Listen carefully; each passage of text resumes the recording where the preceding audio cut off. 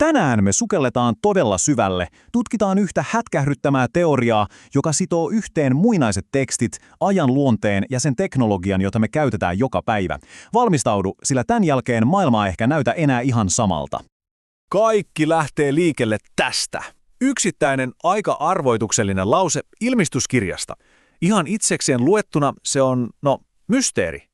Mutta entä jos se ei olekaan pelkkä lause? Entä jos se onkin avain? Avain, joka avaa jotain paljon suurempaa, joka on ollut piilossa meiltä koko ajan. Ja tämä vie meidät suoraan asian ytimeen. Miten ihmeessä me puretaan viesti, joka tuntuu leijuvan jossain ajan ja logiikan tuolla puolella? No, vastaus ei löydy niistä sanoista itsestään, vaan niiden alla piilevästä rakenteesta. Meidän pitää löytää se avain. Tässä on meidän reittikartta. Me aloitetaan muinaisesta koodista, ja sieltä me päädytään yllättävän lähelle nykypäivän teknologiaa ja kyllä vallankäyttöä. Jokainen askel rakentuu edellisen päälle, joten pysy messissä. No niin, aloitetaan. Koko tämän teorian keskiössä on oikeastaan vain yksi ainoa idea. Kirjallinen rakenne, jonka nimi on kiasmi. Ja tämä ei ole mikään tavallinen kielikuva. Se on koko palapelin pohjapiirustus. Eli kiasmi on pohjimmiltaan peilirakenne. Homma etenee pisteestä toiseen ja kääntyy sitten takaisin peilaten itseään. Nimi tulee kreikan kielen kirjaimesta chi, joka on siis X, koska jos sä yhdistät ne vastaavat kohdat viivoilla, niin siitä muodostuu risti, ihan yksinkertaista.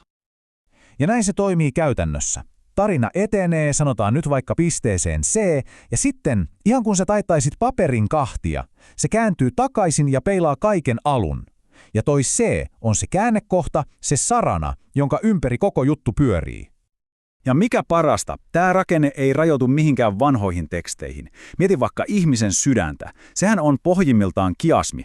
Kehon keskus, risteyskohta, joka pumppaa elämää just tällä samalla peilaavalla ABCBA-rakenteella. Tämä kuvio on siis ihan kaikkialla. Okei, nyt homma menee vieläkin syvemmälle. Kiasmi ei olekaan pelkkää sanojen järjestelyä.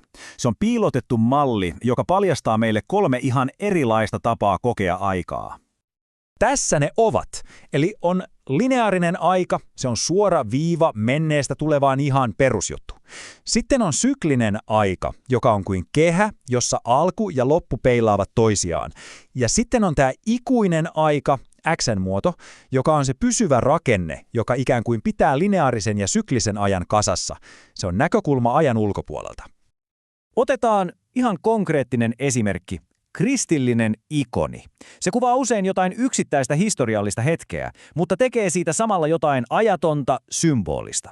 Ikoni tavallaan litistää ajan ja paljastaa sen yksittäisen tapahtuman ikuisen merkityksen. Ja nyt tehdään iso harppaus. Jos ikoni on 2-ulottuinen ikkuna, niin mitä tapahtuu, kun me laajennetaan se 3 ulottuvuuteen? No, me saadaan kuutio. Ja se ei ole enää mikään ikkuna todellisuuteen, vaan se on oma suljettu todellisuutensa, täydellinen simulaatio. Palataanpa nyt siihen meidän alkuperäiseen arvoitukseen ilmestyskirjasta. Mitä jos me voitaisiin käyttää tätä kiasmirakennetta, vähän kuin hakukoreena? Syötetään sinne yksi jae ja annetaan rakenteen paljastaa sen piilotetut yhteydet. Menetelmän nimi on kulmittaminen. Sä valitset siis jakeen, etsit sen 3 peilikuvaa tekstin kiasmisesta rakenteesta, ja nämä 4 jaetta muodostavat uuden tilallisen kuvan kulmat. Tällä tavalla lineaarisesta tekstistä voidaan purkaa esiin jotain syvempää, piilotettua merkitystä. Ja katsokaa, mitä tapahtuu. Kun me käytetään tätä menetelmää, niin ihan irralliselta tuntuvat jakeet lukittuvat yhteen. Valkoinen kivi, salattu nimi ja Uusi Jerusalem, ne eivät olekaan erillisiä symboleita, ne ovat saman kuvan 4 kulmaa. Okei, tähän asti ollaan puhuttu muinaisista teksteistä, mutta nyt tulee se todellinen käänne. Mitä jos tämä ihan sama piilotettu rakenne on toiminnassa juuri nyt, tässä meidän teknologisessa maailmassa? Onko meillä oma, moderni ikonimme? Teoria kutsuu tätä pimeäksi ikoniksi. Se on sun televisio, sun puhelin, meidän näytöt. Ihan kuin vanha ikoni, sekin välittää meille todellisuutta, mutta ero on ratkaiseva. Klassinen ikoni paljastaa keskipisteensä, mutta pimeä ikoni kätkee sen. Se on musta laatikko, joka ei ainoastaan näytä todellisuutta, vaan se prosessoi sen meille valmiiksi. Ja tälle mustan laatikon logiikalle on olemassa ihan oma terminsä. Kybernetiikka. Se tulee kreikan sanasta, joka tarkoittaa ruorimiestä, hallitsijaa. Se on siis oppijärjestelmien näkymättömästä ohjauksesta, täydellinen käyttöjärjestelmä pimeälle ikonille. Ja tämä aikajana näyttää, ettei kyse ole mistään sattumasta. Polku kulkee 1900-luvun alun taiteen mustasta neliöstä Manhattan-projektin järjestelmäanalyysiin ja lopulta kylmän sodan globaalin strategiaan. Ajatus tästä piilotetusta hallinnasta on kasvanut ja kehittynyt vuosikymmeniä. Ja nyt kaikki palaset alkavat loksahtaa paikoilleen. Me saavutaan tämän teorian ytimeen. Miten tätä näkymätöntä rakennetta käytetään paitsi ohjaamaan järjestelmiä, myös hallitsemaan koko meidän maailmaa. Kauhun tasapaino, MAD, ei ollut pelkkä uhka. Se toimi kuin joku globaali uni tai uskonnollinen näky. Sitä ei voinut todistaa, mutta se oli äärimmäisen voimakas. Se järjesti koko maailman simuloidun maailmanlopun ympärille ja pakotti kaikki osapuolet yhteiseen kyberneettiseen hallintamalliin.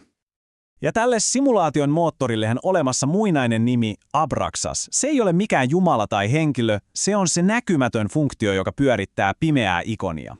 Se on pohjimmiltaan äärimmäinen mitä-jos-kone, joka pystyy luomaan ja vertailemaan vaihtoehtoisia todellisuuksia. Ja tässä on tämän teorian loppullinen aika hätkähdyttävä johtopäätös. Meidän todellisuutemme on vain yksi mahdollinen simulaatio, jonka keskipisteenä on toisen maailmansodan lopputulos. Mutta koska me voidaan simuloida myös muita lopputuloksia, niin todellinen valta ei olekaan enää sillä, kuka voitti sodan. Todellinen valta on sillä, kenellä on kyky ajaa näitä simulaatoita. Valta on siirtynyt lopputuloksesta itse simulaattoriin.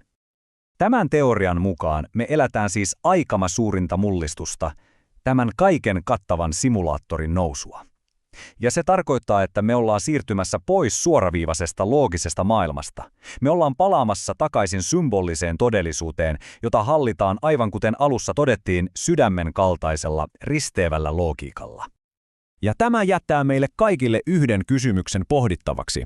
Jos meidän todellisuuttamme ohjataan tällaisilla näkymättömillä simulaatioilla, niin olemmeko me vain matkustajia tässä järjestelmässä? Vai onko meillä vielä mahdollisuus tarttua itse ruoriin? Kiitos kun olit mukana.